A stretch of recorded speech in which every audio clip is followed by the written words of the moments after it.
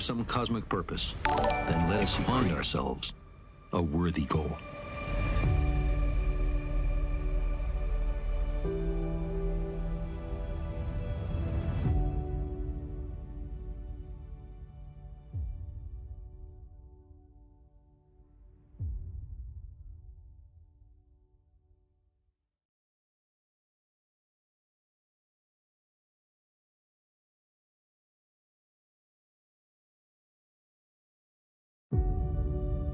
We have uncovered wonders undreamt by our ancestors who first speculated on the nature of those wandering lights in the night sky. We've crossed the solar system and sent ships to the stars. But we continue to search. We can't help it. A central element of the human future lies far beyond the Earth.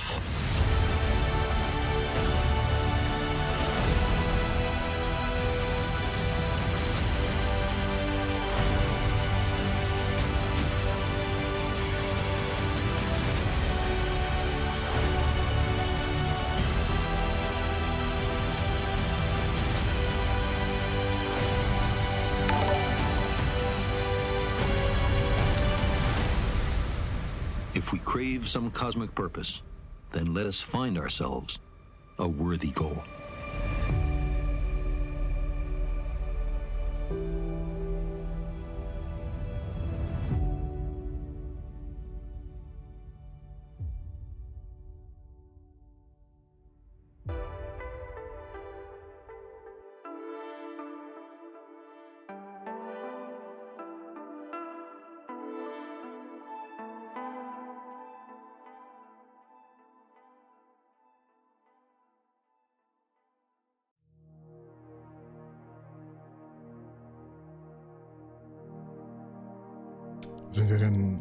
Sind wir denn auch bereit? Sind wir alle bereit?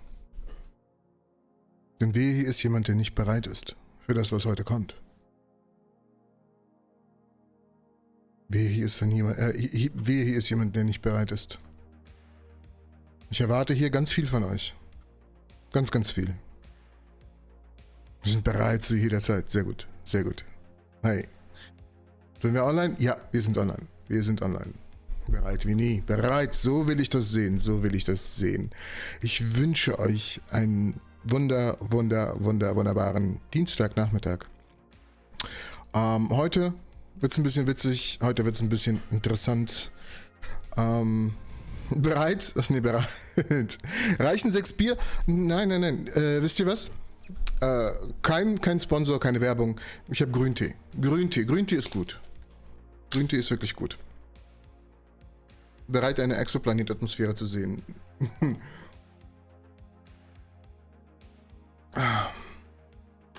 Du erwartest 2500? Nein, heute nicht. Heute streamen ja auch andere. Deswegen wird sich das ganz gut verteilen. Das wird sich ganz gut verteilen. Gestern war ich, glaube ich, der Einzige oder einer der wenigen. Grüntee-Werbung. Es tut mir leid. Jennifer, hallo zusammen. Ich bin sowas von ready. Freut mich.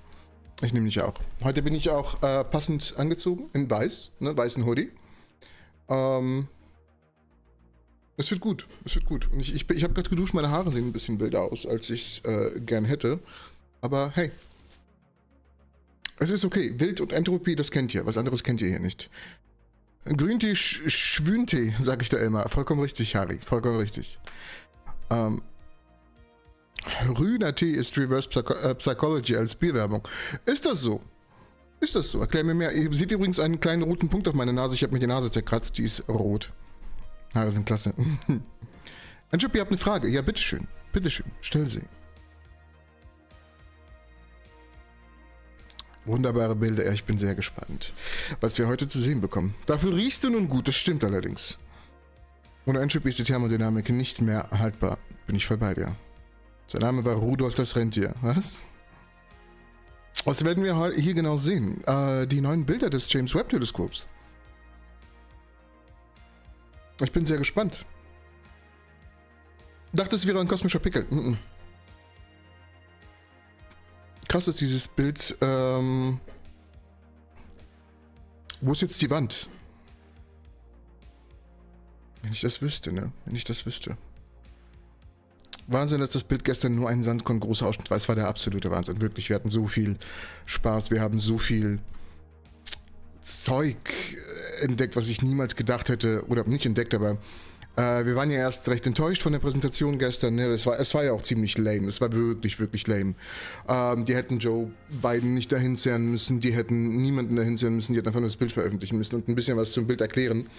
Denn das Bild, oder das, was ihr gerade hier seht, das ist 13 Milliarden Jahre alt. Wie krass ist das? Wie verrückt ist das? Das ist schon ziemlich interessant. Und was für ein Detailgrad wir hier haben. Galaxien, die uralt sind und wahrscheinlich längst erloschen. Nee, wobei erloschen nicht, aber die Sterne in ihnen sind längst erloschen. Ich bin mal gegen eine offene Tür gelaufen und musste genäht werden. Das ist nicht so gut, wenn man gegen eine offene Tür rennt. Man sagt, man schaue in die Vergangenheit, obwohl man sie jetzt sieht. Das stimmt. Und man schaut auch in die Vergangenheit. Hi Roger. Nein, wir haben gerade erst angefangen. Hier ist alles safe. Hier ist wirklich alles safe. Ist noch nichts Wildes passiert. Ja.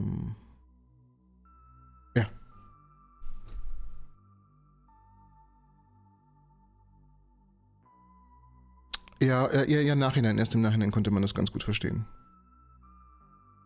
Das Licht muss erstmal Millionen von Lichtjahren zurücklegen. Und zwar 13,23, um genau zu sein. Und gut geschlafen, ja, aber ich war sehr aufgeregt. Die Sachen, die wir gesehen haben. Ich habe hier eigentlich mein eigenes Video hier auf Loop laufen. Ich hoffe, das ist okay. Ist das nächste Bild schon veröffentlicht? Nee. Erst in 20 Minuten. In 20 Minuten. Okay, ich dachte, das Bild wäre erst vor kurzem aufgenommen worden, aber das ist 13 Milliarden Jahre alt, das ist schon der Hammer. Das Bild ist nicht 13 Milliarden Jahre alt, das Bild ist nur ein paar Wochen alt. Aber die Galaxien in diesem Bild sind so alt, ja.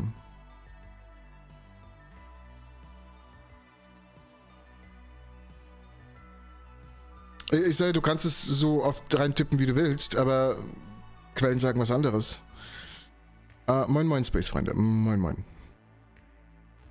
Das Bild ist einfach 13 Milliarden Jahre alt. Ja. Kommt Joe noch in den Stream? Nee, Joe kommt heute nicht mehr. Nur ich sehe keinen Sinn, wie weit sind die Galaxien eigentlich weg? Wie lange dauert das eben, bis die Bilder zur Erde gelangen? Damals war die Technologie schon viel weiter als heute, vollkommen richtig. Hey Eis, hey. Ein enthusiastischer Wissenschaftler, der uns das Bild erklärt und mit anderen vergleicht, wäre viel besser gewesen. Vollkommen richtig. Bin ich wirklich ganz bei dir. Stimme ich dazu. Die Photonen haben zumindest mal dieses Alter, ja. Hallo und moin zurück nach Nordhorn. Nein, die Galaxien sind ja damals noch jung. Mittlerweile wären sie 13 Milliarden Jahre alt, aber wir sind ja das Bild der jungen... Wir sehen das Bild der jungen Galaxien. Ich weiß halt nicht, ob die Galaxien noch existieren oder nicht, aber... Habe ich das richtig verstanden, dass es nur 800 Millionen Kilometer von dem Urknall entfernt war? So kannst du das theoretisch sehen. Wie meinst du das, Kurt? Wie meinst du das? Ah. Hallo, Torben. Servus aus München. Ihr schöne Grüße nach München zurück. Wann sehen wir einen herannahenden Kometen? Wenn es zu spät ist. Aber wenn es zu spät ist, dann sehen wir. Ich bin unscharf, Moment.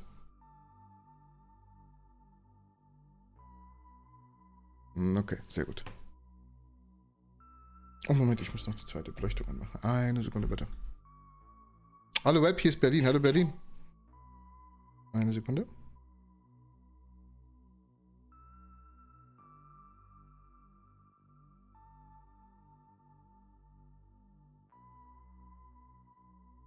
Hallöle, war heute schwer, mich zu entscheiden, welchen Stream ich heute ansehe. Letztendlich hast du gewonnen, die anderen werde ich mir nachher... Oh, dankeschön, Daiki. Dankeschön. Streamen denn viele? Also wer streamt denn heute alles noch? Lieber Farin, dankeschön. Simone, ja, da bin ich voll bei dir. Denkst du, wir werden Exoplaneten sehen? Ich hoffe sehr. Ich hoffe wirklich, wirklich sehr. Tim streamt, okay. Hallo Delle, wunderschön. Einen wunderschönen wünsche ich dir. Entropy, es ist doch nur eine menschliche Theorie, dass es ca. 13 Milliarden Jahre sind und keine Fakten, korrekt? Sniper Elite, es sind Fakten. Es sind tatsächlich Fakten. LP in diesem Urlaub, genau, ja. Wenn man sich das Bild herunterlädt und mal etwas hereinzoomt, ist das Bild echt beeindruckend. Es ist extrem beeindruckend. Wirklich, es ist wirklich extrem beeindruckend. Ich bin sehr gespannt. Rotverschiebung. Durch die Rotverschiebung kann man das ganz gut beweisen. Wenn man sich das Bild herunter... Achso, ja. Bin sehr gespannt. Hast du die UFO-Anhörung vor dem Kongress in Brasilien mitbekommen? Nee, was gab's denn da? Was wurden dir denn da so gesagt? Wo kann man das runterladen? Geh einfach auf die NASA-Webseite. Gibt es inzwischen High-Res-Source? Ja, auf die NASA-Webseite gehen. Durch Computermodelle, richtig? Nein, durch die Rotverschiebung. Durch die Rotverschiebung kann man das ganz gut erkennen. Oh, das war nicht so gemeint. Da steht so auf der NASA-Webseite, dass das Bild... Ach so, okay. Oder eine Aufnahme zurück zur Erde wäre auch nice. Endgültige Klärung, ob die Erde flach ist. Was? Endgültige Klärung? Kurt. Da braucht es keine endgültige Klärung. Da braucht es überhaupt keine endgültige Klärung. Da gibt es nichts zu klären. Aber was ist denn nun? Sind das nun 13 Milliarden Jahre oder 13,5 Milliarden Jahre? Irgendwas dazwischen. Ich meine, bei den großen Zahlen macht es überhaupt keinen Unterschied mehr, wenn wir ehrlich sind. 13,5 könnte sein, wäre aber schwierig, da erst 400 Millionen Jahre nach dem Urknall das Urplasma angefangen hat, sich abzukühlen. Genau, auf der NASA-Webseite kann man sich die Bilder in verschiedenen Größen runterladen. Man sollte die Erwartungen etwas zurückschrauben. Man wird keine Exoplaneten mit Oberflächendetails sehen. Nee, aber ich hatte gestern auch hohe Erwartungen und meine Erwartungen wurden komplett erfüllt. By the way, ich finde deine Videos rein inhaltlich einige der besten im deutschsprachigen Raum. Vielen lieben Dank, das ist sehr lieb. Wirklich. Genau, Chicken, genau, ja. Frage zum Bild von gestern im Vergleich zu Deep Space Aufnahmen von Hubble. Wie viele Bogensekunden haben die aufgenommen? Das weiß ich leider nicht. Da habe ich habe heute schon meine Recherche betrieben, aber nicht so im Detail, was diese Daten angeht. Weil ich dachte, lass uns erstmal das Bild bewundern. Und in den nächsten Wochen gehe ich auf jeden Fall auf die Details drauf ein.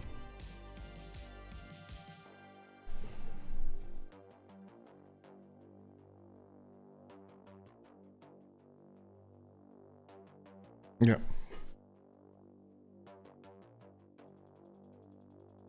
Entropy, was ist, wenn also nur so ein Gedanke vor dem Urknall schon mal davor was geschah und sich die ganze Sache in utopischen Ausmaßen wiederholt und es den eigenen... also das ist eine Sniper-Elite, was du gerade beschreibst, nennt sich den Big Bounce. Der Big Bounce ist durchaus möglich und ist eine Hypothese des Wissenschaftlers Stephen Hawking. Durchaus möglich. Ich finde es amüsant, dass ich Entropy-Videos verstehe, aber für Analyse zu doof bin. So eine Zoom-Animation. Ich freue mich auf deine weitere Analyse. Dankeschön. Was hältst du davon? Ich glaube, das wurde widerlegt, Fahren, falls ich mich nicht täusche. Oder gibt es da neue Studien? Wie meinst du, das ist her? Entropy, denkst du, James Webb wird Biomarker finden? Vielleicht nicht heute, aber... Ja, bin ich mir sicher. Bin ich mir ganz sicher, Phil. Bin ich mir wirklich ganz sicher. Schöne Grüße aus Berlin, Dankeschön. Schöne Grüße zurück nach Berlin. Wann kommen die anderen Bilder? In 13 Minuten, Pyro Hunter. In 13 Minuten kommen sie. Also die NASA hat gesagt, dass es 13,5 Milliarden Jahre repräsentiert. Denn Hubble hat ja schon bis 13,4 Milliarden Jahre geschaut. Kann gut sein, kann gut sein. Ich habe jetzt, wie gesagt, die Quellen nicht zur Hand, aber kann durchaus sein für die Marubo.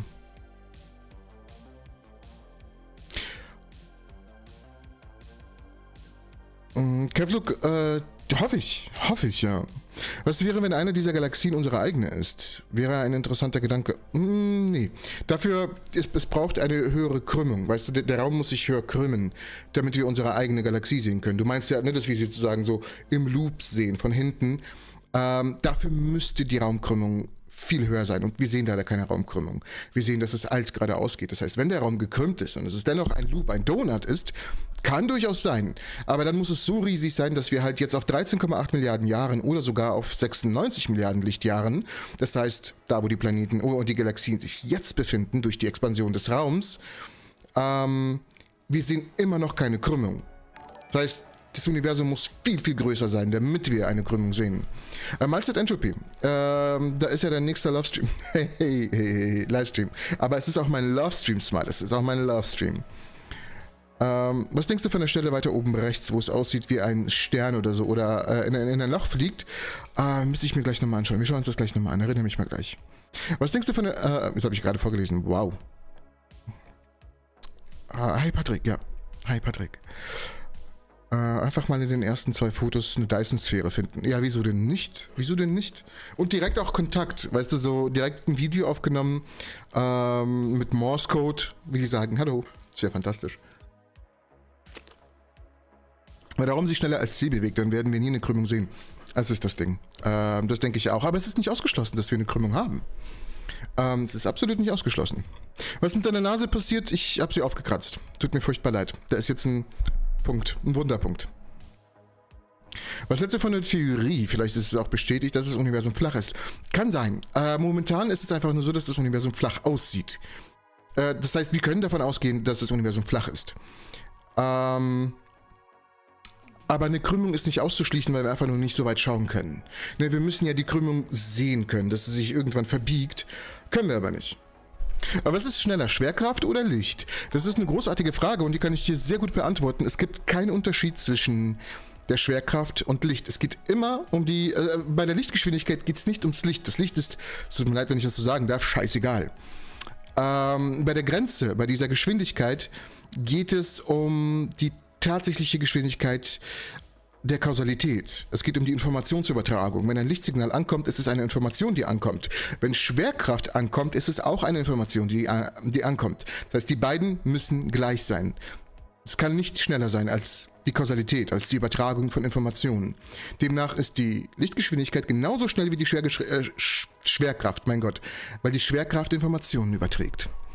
Mona, vielen lieben Dank. Ich hoffe, dir geht's gut. Ich hoffe, du hast jetzt ganz viel Spaß mit diesen richtig und verdammt coolen und wunderschönen Emojis. Hier hast du sie. Viel Spaß damit und vielen Dank. Willkommen im Entropy Club. Willkommen im coolen Entropy Club. Bin mal gespannt, ob andere Spezies zusieht und denken sich nur, vor 1 Million Jahren waren wir auch so weit. Ich hoffe, irgendwann in 1 Million Jahren sieht eine komische Spezies mich hier mit euch streamen und denken sich, wow, der Typ ist der Hammer. Der Typ ist der Hammer. Herr Jopp, falls ich das richtig verstehe, falls ich deinen Namen richtig lese, geh einfach mal auf die NASA-Webseite. Gucki da, die Ferngalaxien haben doch auch Arme. Was eine uralte... Ja, die haben so einiges. Entropy, eine letzte Frage. Du kannst mir so viele Fragen stellen, wie du möchtest. Stell mir so viele Fragen, wie es geht. Wenn die Sonne auf einmal weg wäre, würden wir erst nach 8,2 Minuten geradeaus fliegen. Nee, ja gut, wenn sie weg wäre, ja, würden wir wegfliegen. Ja, dann würden wir es merken, genau, weil die Schwerkraft überträgt sich nun mal mit der Geschwindigkeit des Lichts oder der Kausalität. Gerade verstanden, gehen wir auf die NASA-Webseite. Ich war verwirrt. Ich würde mich sehr freuen, wenn du jetzt einfach mal auf die NASA-Webseite gehen würdest. Das wäre super. Es ist auch sehr interessant. Zum Beispiel würde sich auch absolut nichts verändern. Meine Haare sehen, okay, das ist jetzt viel zu wild.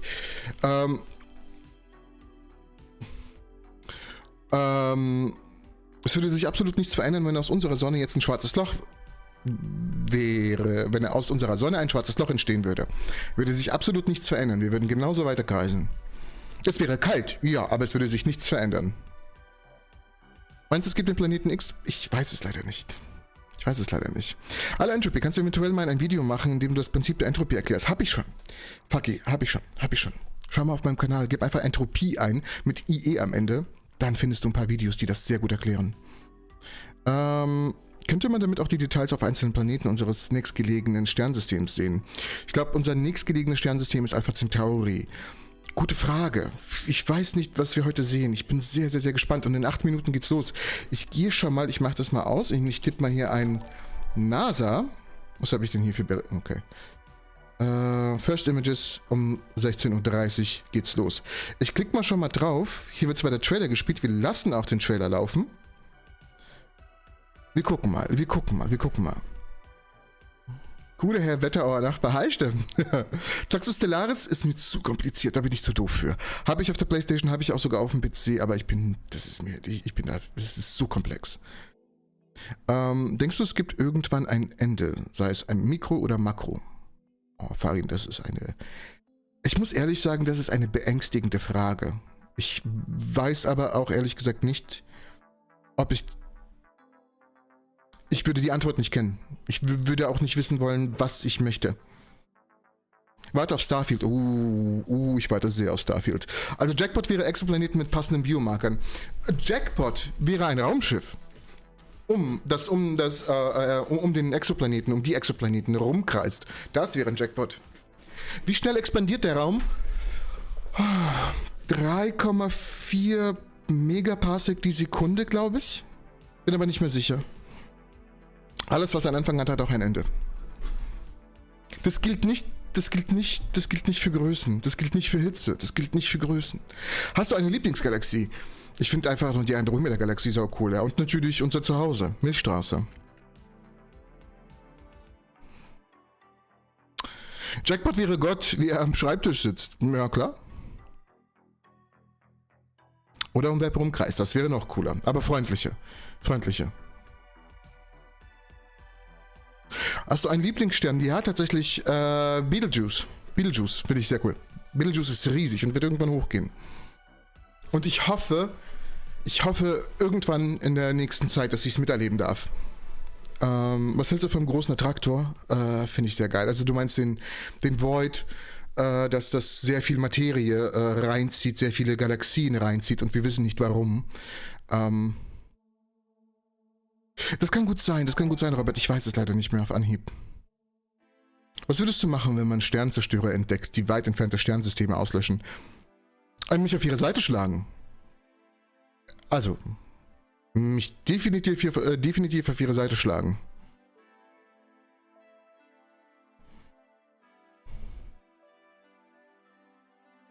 Wieso ist die denn, Heinus Bruder, cooler Name, wieso ist denn die Zusammensetzung anders? Die Materie ist gleich. Hat er wirklich dreimal nacheinander... Nein, das war zweimal. Ich wäre jetzt fast das dritte Mal drauf reingefallen. Aber niemals. Du, ein Stormtrooper... Sag du es mir. Sag du es mir. Wäre ich ein Stormtrooper oder nicht? Ich kann nicht schießen. Und ich habe die richtigen Klamotten dafür an. Sag du es mir.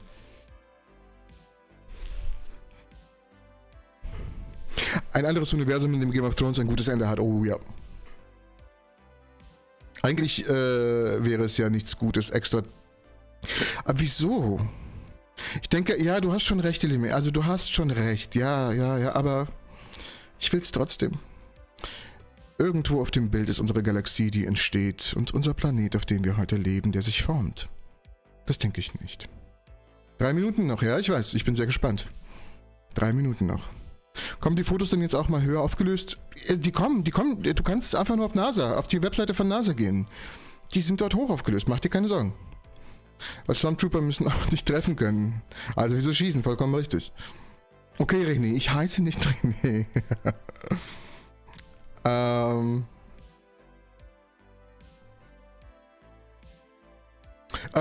Fetzkatz, bin ich voll bei dir. Da hast du recht. Okay, 3 Minuten. Ich mache mal Musik aus. Musik aus. Ja, und wir geben uns gleich mal die volle Dröhnung. Was ist in 3 Minuten? Wir entdecken Aliens. T-3. Der Beweis, dass wir nur simuliert sind. Aber wo ist... Birdie, das würde ja keinen Unterschied machen. Du müsstest trotzdem morgen auf die Arbeit. Wenn wir jetzt rausfinden, wir sind simuliert, du müsstest an die Arbeit gehen. Das ist keine Ausrede. Du kriegst da auch keinen gelben Schein für. Tut mir furchtbar leid. Ich würde es dir weißt du was? Lass deine Arbeit bei mir anrufen, ich gebe den gelben Schein. Aber ansonsten, ein Arzt würde dir jetzt keinen gelben Schein geben, nur weil wir simuliert sind. Tut mir furchtbar leid.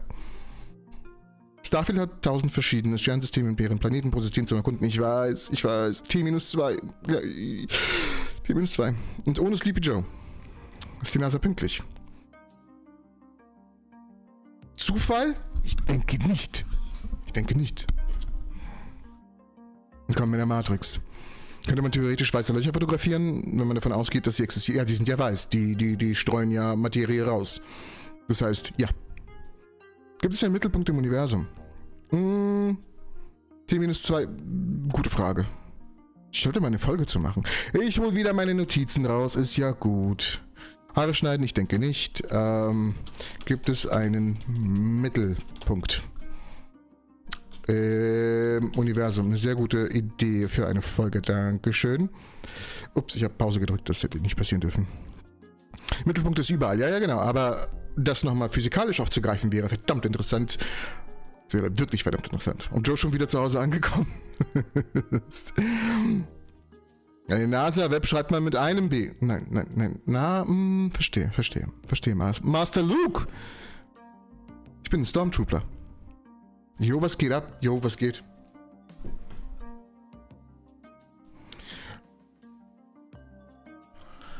Ich bin sehr gespannt. Ich bin wirklich sehr gespannt. T-1. Was fällt uns ein, wenn eine Galaxie in 15 Milliarden Lichtjahren... Du, Kurt, die Galaxien sind ganz schön weit verteilt. Die weiteste Galaxie ist 96 Milliarden Jahre. Nee, die weiteste Galaxie ist 96 Milliarden Lichtjahre entfernt. Sie ist nicht 96 Milliarden Lichtjahre alt. Das ist wichtig. Chuck Norris das Universum ausdehnt, bin ich voll bei dir. Liebe Grüße aus dem Schwarzwald, liebe Grüße in den Schwarzwald zurück. Gibt es wieder Verspätungen? Es sieht eigentlich alles noch ganz gut aus, ich meine... Ne? Ganz ruhig. Kann aus nichts etwas entstehen? Ja, und zwar ganz viel. Alles entsteht aus dem Nichts. Warum wir existieren, warum unser Universum so aussieht, wie es aussieht, warum wir diese Bilder schießen können, ist, weil etwas aus dem Nichts entstanden ist. Das nennt man Quantenfluktuation. Gibt eine Folge zu. Erst vor kurzem. Skywatchers, this is it. This is the day we get the first science images back from the James-Webb-Telescope. And you've got a front row seat to the cosmos. Let's go. Let's go. Lauter bitte. Es ist laut, es ist wirklich laut. Oh ne, stimmt nicht. I'm Michelle Thaler. Your host for what can only be described as a celebration for everyone on Earth. So think about this. Light from the earliest days of the universe has been traveling to us for billions of years. Just over the last few weeks, we've captured some of that light with a telescope that sees the universe in an entirely new way. And today we share the very first results. Okay. So longtime space fans are going to know who this is. This is Dr. John Mather. He's the senior project scientist for the Webb telescope and a Nobel Prize winner. And John, I couldn't be happier to be here with you today. Thank you. It's a thrill to be here for this very special day. How are you feeling? I am thrilled and I'm relieved because you know when you start something this big, you know there's always a possibility. It might not work. It did work. We are so proud. And you've been on this project for a very long time, right? Ja, started in 1995. Wir haben jetzt wunderbare Wissenschaftler dabei. Endlich. Nobelpreisträger. Das will ich haben. Ich will keinen Joe Biden. Satellite that we built right here at Goddard. And we measured the spectrum. We measured there are hot and cold spots in the Big Bang. Fängt gerade erst an. Now we know how it all got started. But then what happened after that? So then I got a call from NASA headquarters. Would I like to work on this new telescope that's going to help answer those questions? What happened after the Big Bang? How did the galaxies grow? How did the first black holes grow? What happened all the way from there to here? So this is our time machine, and I just wanted to be part of it. I am so thrilled that we got a chance to do it. One of the things that I remember you saying, and this is kind of amazing, that after you win the Nobel Prize, you thought that this mission was the most important thing to work on. Absolutely. It's the next question. After you know how it started, what happened then? And, you know, suddenly we now have the technology to do it. We didn't have 50 years ago. Jetzt sehe ich ihre Kette, die ist sau cool. Ich will auch so eine. We had to invent things along the way, so we did that. And here it is. Ich habe ein Video zu gemacht. Schau dir das mal unbedingt an. Der Stream bei dem leckt ein bisschen leider, ja.